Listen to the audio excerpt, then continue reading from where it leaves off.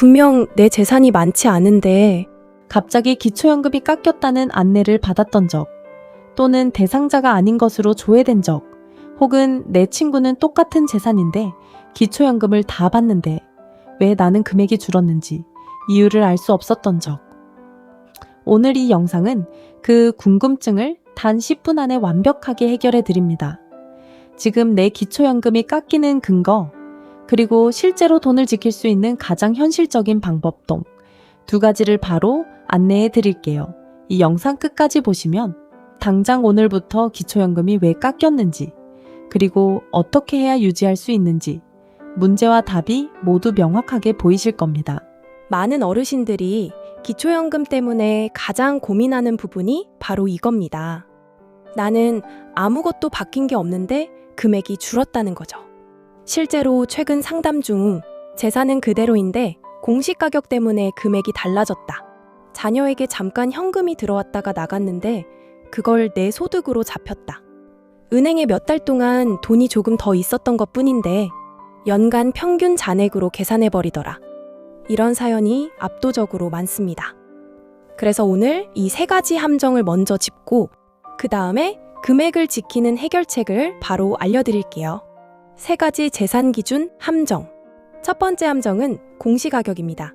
공시가격은 시세보다 낮은 경우도 있지만 최근 몇 년간 지역마다 크게 올랐죠. 어르신 입장에서는 집값이 오른다고 해서 현금이 생기는 것도 아니고 생활비가 나아지는 것도 아닙니다. 그런데 기초연금 기준에서는 공시가격이 그대로 재산으로 잡힙니다. 즉 시세가 아니라 공시가격이 올랐다는 이유만으로 기초연금 산정 기준이 달라져서 감액될 수 있다는 뜻이죠.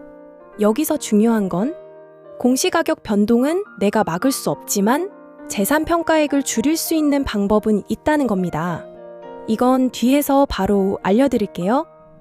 두 번째 함정은 연평균 금융자산입니다. 많은 분들이 금융자산은 내가 현재 통장에 가지고 있는 잔액을 기준으로 산정한다고 생각합니다. 하지만 실제로는 아닙니다. 매달 변동된 금액을 1년 동안 평균 내서 계산합니다. 문제는 잠깐이라도 큰 금액이 들어온 적이 있으면 그게 그대로 평균에 영향을 준다는 겁니다. 예를 들어 자녀가 일시적으로 부모님 명의로 돈을 잠깐 맡겨놓았다가 돌려준 경우 그 금액이 금융자산으로 포함돼 버리는 사례가 굉장히 많습니다. 그래서 본인은 전혀 재산이 늘었다고 느끼지 못하는데 기초연금은 줄어든 경우가 발생하는 겁니다. 세 번째 함정은 자동차입니다. 어르신이 타는 10년 된 차량이라도 차종에 따라 평가액이 높게 책정되는 경우가 있습니다. 특히 경차가 아닌 경우 평가 금액이 생각보다 크게 잡히는 경우가 많죠. 문제는 차량을 실제로 팔아서 돈을 만드는 것도 아닌데 기초연금에서는 재산으로 계산해버린다는 겁니다. 그래서 어떤 분들은 내가 평생 아껴온 자동차 때문에 기초연금이 잘렸다는 얘기를 하시기도 합니다.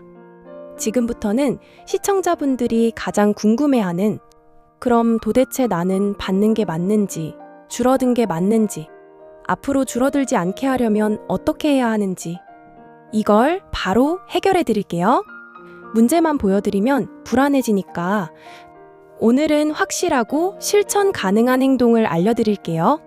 첫 번째 행동은 재산평가를 줄이는 행동, 즉 재산소명 요청하기입니다.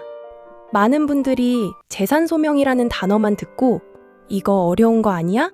괜히 더 불리해지는 것 아닌가? 이렇게 생각하시지만 사실 기초연금에서 가장 강력한 방어권이 바로 이 소명제입니다. 금융자산 평균이 실제보다 높게 잡혀 있다면 해당 금액이 왜 증가했다가 줄었는지 이유를 설명하는 자료를 제출하면 됩니다.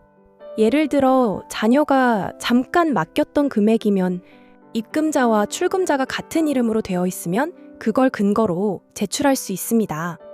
또 상속금이 잠깐 입금됐다가 상속 처리가 끝나고 빠진 경우라면 관련 서류를 제출하면 됩니다. 핵심은 입출금 내역만 명확하면 소명이 가능하다는 것입니다.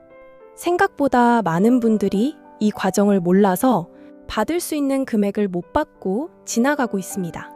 두 번째 행동은 기초연금 상담센터를 통한 재산 정밀 검토 요청입니다. 이 방법은 어르신들이 직접 계산하지 않아도 되고 집, 값, 자동차, 금융자산 모든 항목을 직원이 직접 다시 계산해 줍니다. 특히 공시가격이 급등한 시기에는 노인복지과 담당자도 자동 반영된 숫자가 맞는지 개별 확인 없이 넘어가는 경우도 있습니다. 그래서 본인이 먼저 검토 요청을 해주면 기초연금이 더 나올 수 있는 구조를 찾아주는 경우가 많습니다. 이 방법으로 실제로 금액이 다시 정상화된 어르신들이 상당히 많습니다. 지금 내 기초연금이 깎인 이유, 앞으로 깎일 가능성, 그리고 어떻게 방어할지 이 세 가지가 머릿속에서 명확해지셨을 겁니다. 시청자분들이 가장 많이 묻는 질문을 정리해서 지금 바로 답 드릴게요. 질문 1. 내가 재산이 늘지 않았는데 감액 통보를 받았다.